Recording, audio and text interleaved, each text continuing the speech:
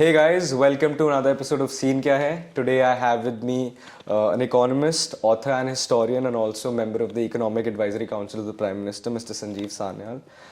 So it's so good to have you on the podcast first of all, and it's an honor that you agreed to come on my small podcast. So. Not at all, it's a pleasure and welcome to my home as well. Thank you so much.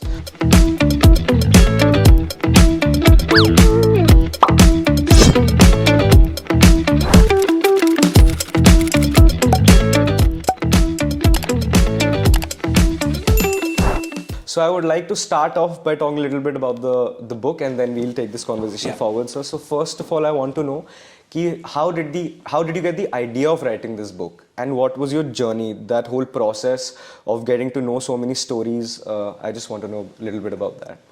So as you may already know, I've already have had this bonnet be in my bonnet that our history is not told to us truthfully. That's true. And I've said that for a long time. And many of my previous books are also explorations of Indian history in terms of trying to understand it from different perspectives, whether it's from the maritime perspective, geographical perspective, and so on and so forth. But one of the areas where I always thought that where the story was not quite truthfully told to us was that of our freedom struggle. Okay. It always struck me as being somewhat suspicious that the whole story, that, we sort of gently suggested to the British that they should leave, and they politely left. After taking all the trouble to kill so many people, carry out genocide, doing all kinds of things, and not going back to the 18th and 19th century, they were willing to kill 3 million Bengalis through starvation just to protect their empire in 1943, right? So this was not a bunch of people who were going to give up just because they were sort of requested, told to go away. There must be some other part of the story. Of course. So, and as it happens to be, both my mother's and my father's family were involved in this other movement, the armed resistance to British rule. The other side. The of other it, story. Yeah. So some combination of my general curiosity about Indian history and my dissatisfaction with the way it was currently being told, and maybe some inspiration from my own family background, combined to sort of inspire me to write this book. But once I got into it, there's so much so many interesting stories. In fact, in order to keep the story tractable to something that can be easily told and read in a reasonable space, I had to leave out a lot of material that I did collect, and I hope that some other day I will use them for something else. Yeah, and also it was really funny, and at the launch I heard someone very funny saying this, that it's ironical that the launch of this book is happening in the place that it is happening in. The book was launched in Nehru Memorial Library, so yes, it's a bit of ironical because one of the reasons this story of the armed struggle was suppressed was, of course, the Nehruvians, having come to power after independence, did not want to tell the story because it diminished their own role. Now, some part of that is human nature, perhaps. Of course. But I do think that they went somewhat beyond what I think is kosher, in the sense that they deliberately tried to wipe out parts of the story. There was an attempt, for example, to simply pull down and destroy the cellular jail. In fact, what you see in Andamans when you go there is only 2 of the wings of the cellular jail. There was a much bigger complex. Most of it was pulled down. At the very last minute, the last 2 wings were saved. Pulled down, this is back when? This is in the 1950s. Okay. Some part of it had got damaged by an earthquake or something, but by and large, most of it was still around till independence. And entire thing was supposed to be just simply demolished. It's only the last minute that just 2 wings were saved, and those are the ones you see, and that's why you are at least have a memorial for the people for the cellular jail, and people remember it.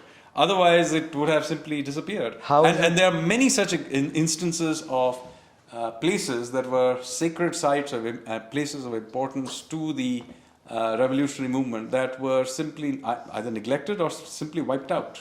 Well, it's even true of Delhi, for example. Yeah. Maulana Azad Medical College is on the site of the original Delhi jail, where many famous revolutionaries were hanged.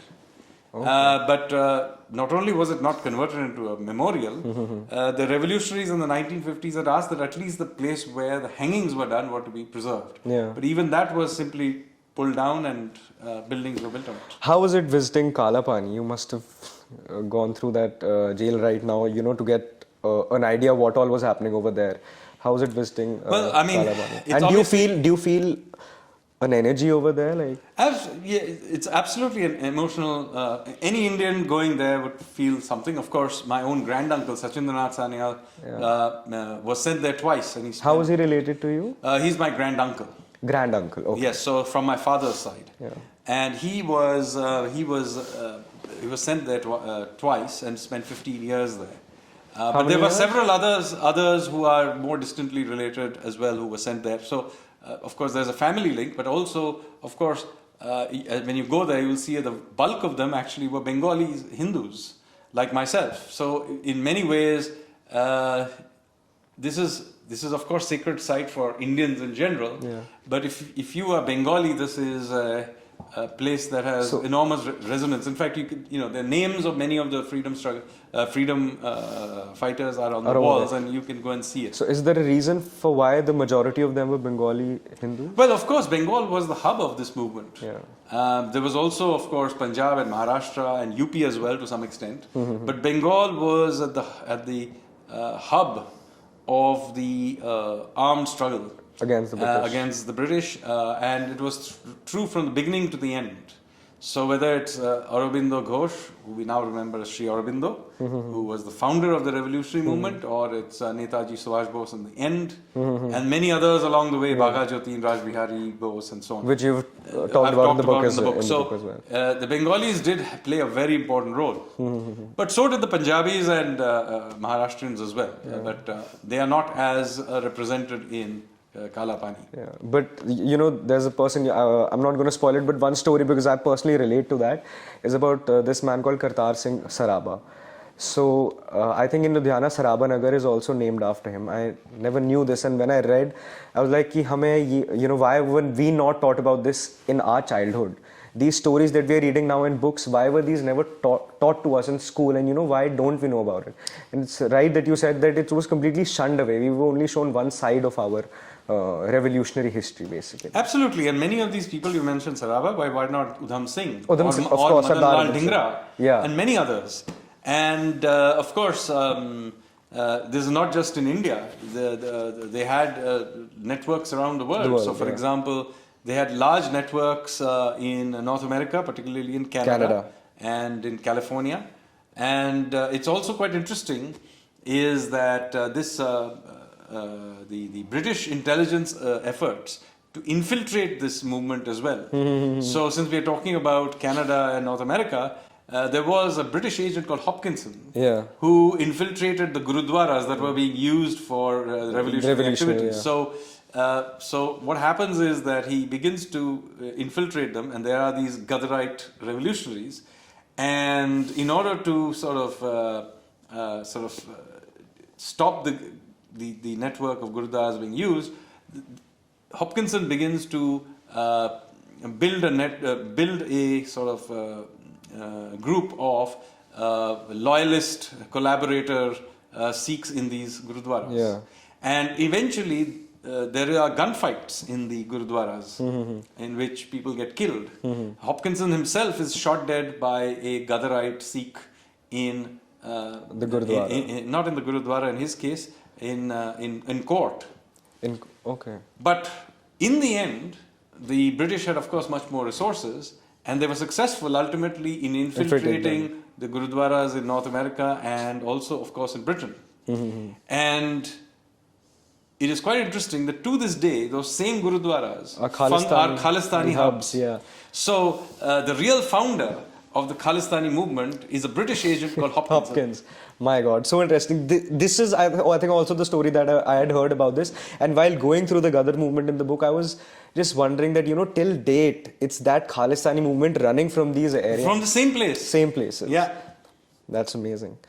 Also, sir, you must have traveled a lot. Did you travel to these places also while researching about the book? I did research a lot. I did go to a lot of the places related to this in Singapore. I went to many places are in London, by the way. Yeah, I was shocked. Japan, Singapore, Philippines, Yes, I went to everywhere. many of these places. So yes, I went to the place where Udham Singh assassinated. The same place. Yeah, I went also and saw India House, where where Savarkar and his friends used to live. Madan Lal Dhingra as well.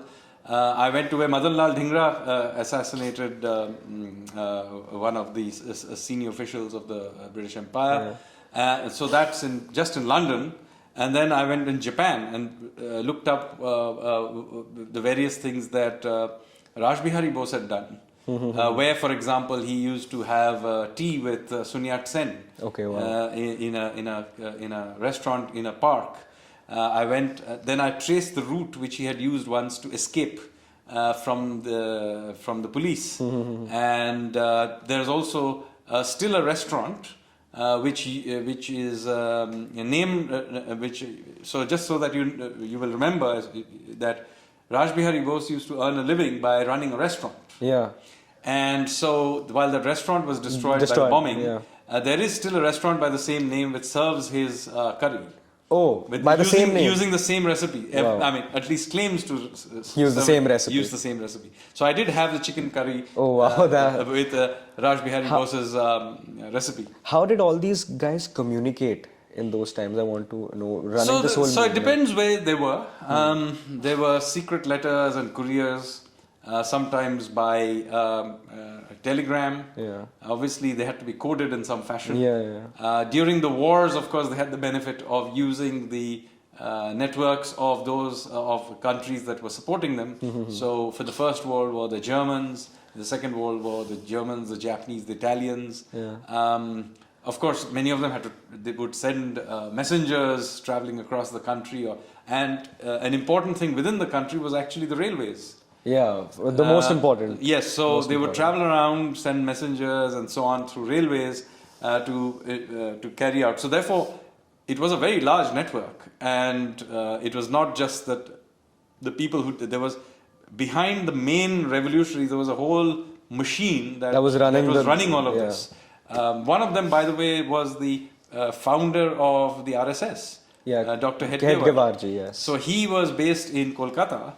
And he was a member of the Anushilan Samiti, and his job was in fact to do this, carrying messages around and guns and revolvers and ammunition and these kinds of things. So he was like the logistics. The man running from the logistics from the back. And he had a code name. Okay, Hedgewarji had a code name. Yes, he had a code name called Cocaine.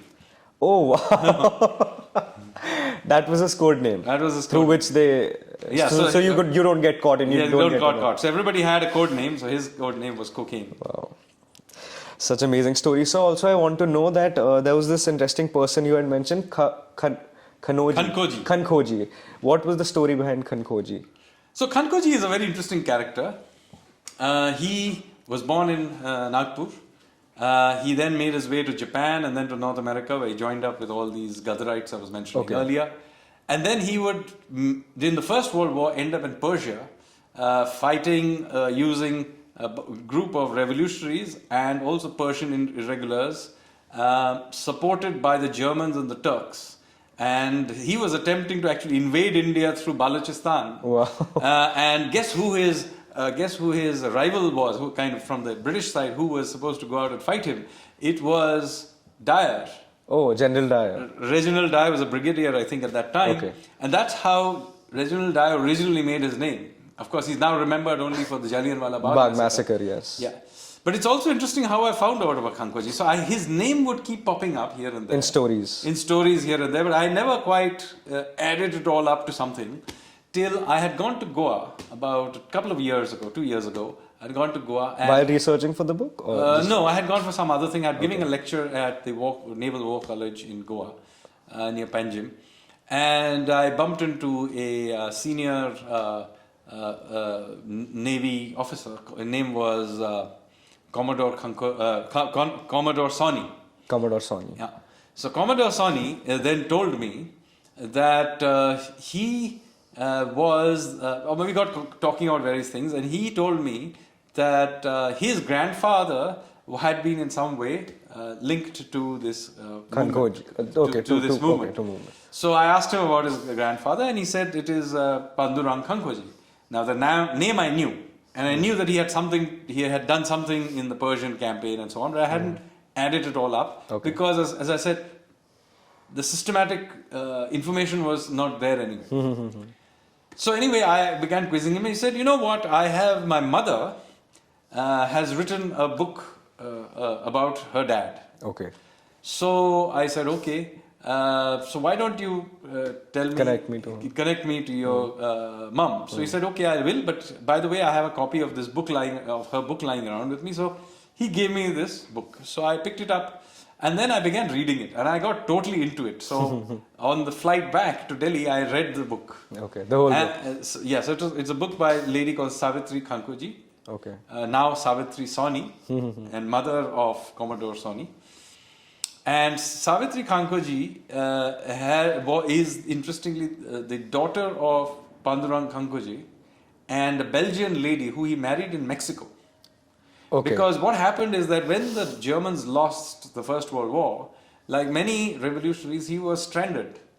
So he was stranded in Persia. So what did he do? He escaped to Russia, but then he wasn't quite comfortable with communism and Lenin and so on. Although he liked Lenin personally, but he wasn't comfortable with the whole Soviet thing. So he decided to go to Mexico. And there he became a famous agricultural scientist. Wow. And many of the things that we today call the Green Revolution and all these, this is based actually on Pandurang Khankhoji's ideas.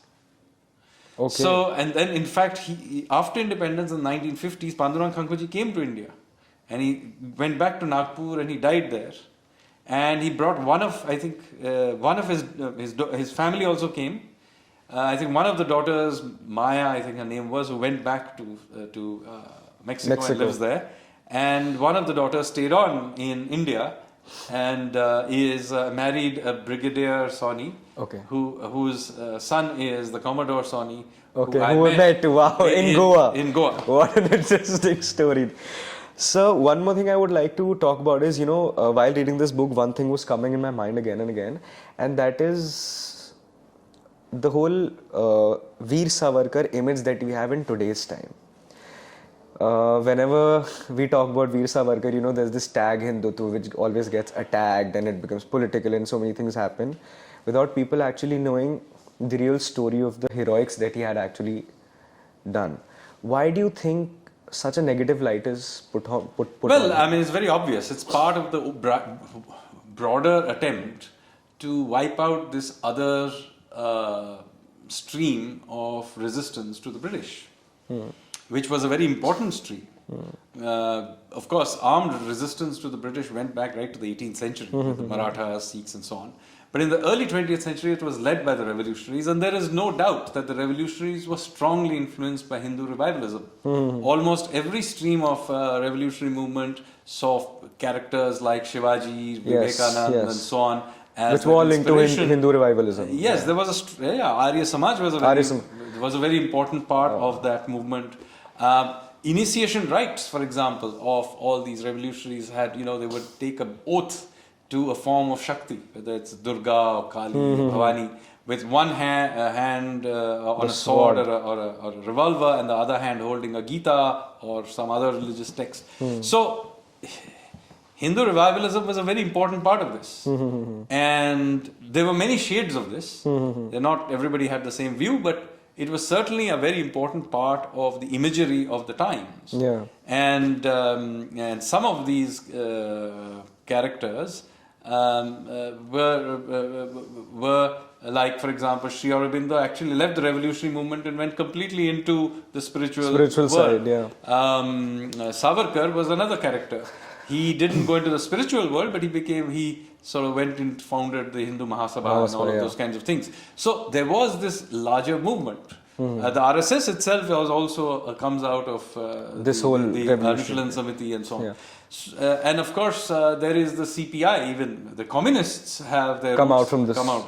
So the Nehruvians were always very, very afraid that if this other story was told more widely, that their monopoly over the narrative of the freedom struggle would be somehow Challenged or questioned. So, in this context, Savarkar is a clear threat. Yeah. So he has to be demonized in Is it also because he termed... almost laughable sort of ways. Is it also because he termed the...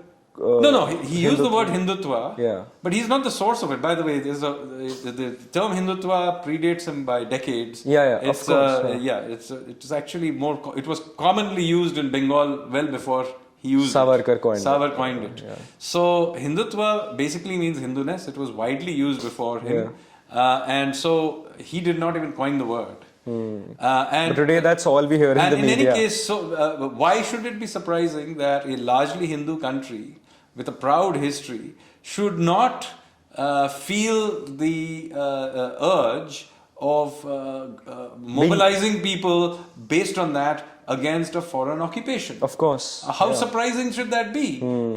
Even Bal Gangadhar Tirak was using a form of Hindutva as well when he popularized the Ganpati festival. So Hinduism and Hindu revivalism was very much a part of the freedom struggle. It was very much a part of the Congress as well. There were many elements of the Congress which were driven by this.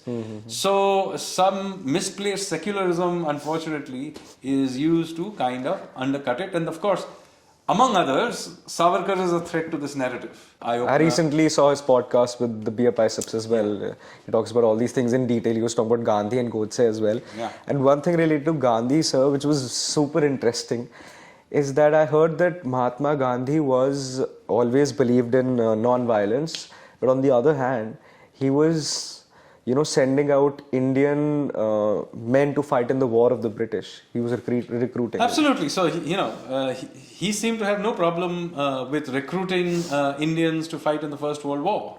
He was given a Kaiser-e-Hind, which is the equivalent of a Bharat Ratna under colonial rule, for recruiting Indians to fight in the First World War. Yeah, so a point of the matter is, he also, by the way, was quite willing to accept violence from during the Mopla revolt and was happy to brush it under the carpet because otherwise it would impact the Khilafat movement which had tied up for him during the non-cooperation movement of 1920-21. So there are many instances in which Gandhi was quite happy to accept or look the other way when there were episodes of violence. It just seems that when it came to the revolutionaries, he had a different attitude. Is it because he crossed the finish line that he's such a big father figure? When I say finish line, I mean, I don't know why and frankly, I don't want to get into this debate because I will end up giving the impression that I don't think the political movement led by the Congress I'm not trying to argue that was not important. Of course it was important. It was also important. Of course. But this other movement of the armed struggle was equally, if not more important. And the problem is that, I'm not trying to say that the non-violent movement should therefore be relegated to the side and only this should be taught. Both need to be taught. Both should have a level playing field. And in fact, you cannot understand one without understanding the other. Exactly.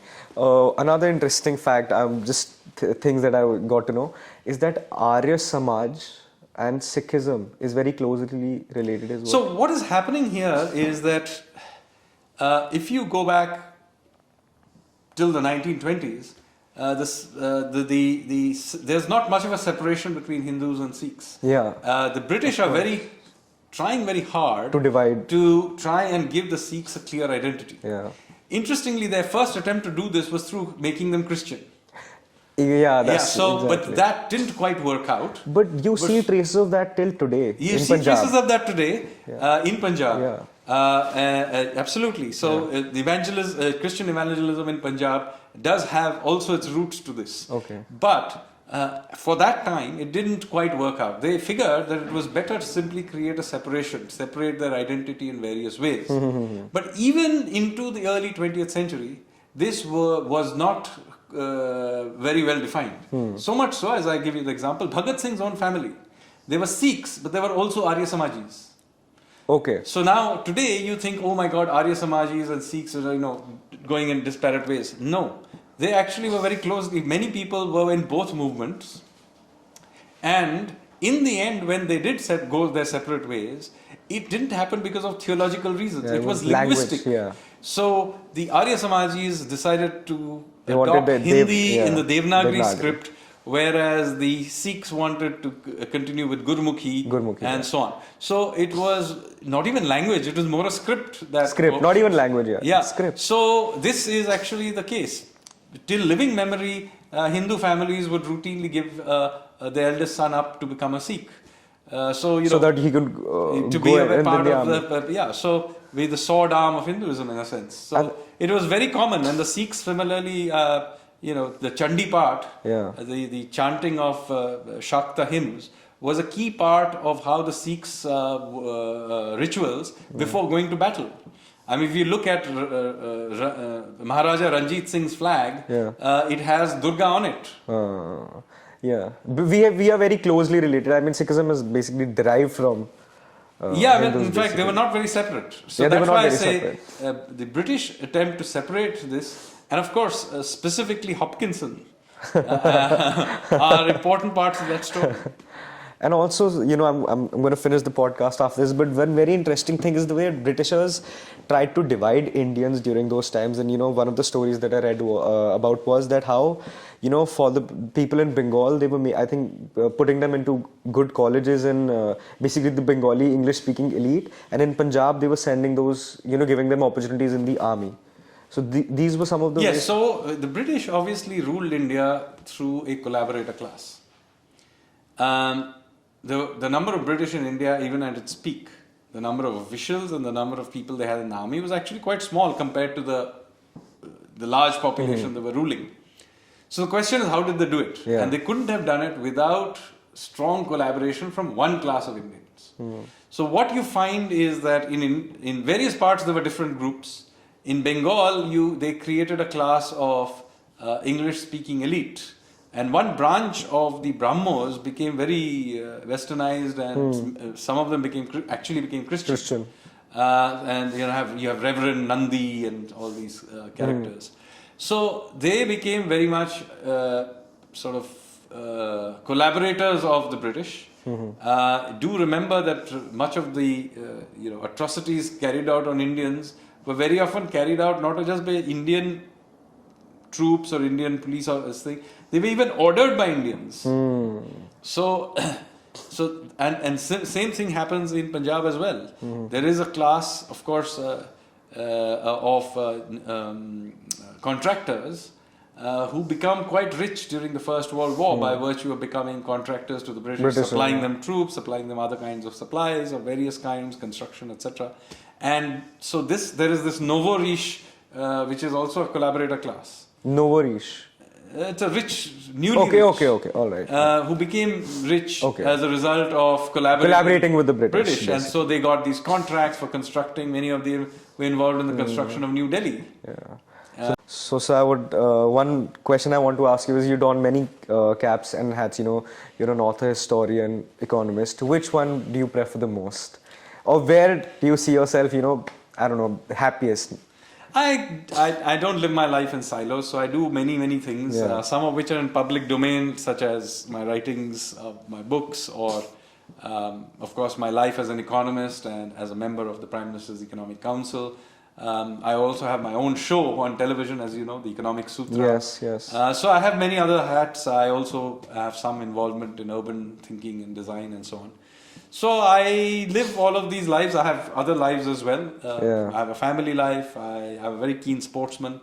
Oh, what sports? Well, a lot of sports. Till very recently, I used to very enthusiastically play badminton, squash, but I've recently, a couple of years back, injured my shoulder, which is just. You look very fit too. I must compliment.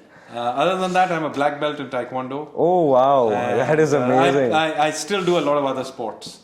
I swim in the summers. I do a lot of swimming. So and when I get the time, I like doing high altitude trekking as well. Oh my god! So I have a lot of. Would you ever join politics? No, I'm not an active politician, but I am involved in things, political economy things by virtue of being in the government. Yeah. Beyond a certain. But not electoral. No, I'm not an electoral. I'm more administrator Okay. than a politician in the classic sense.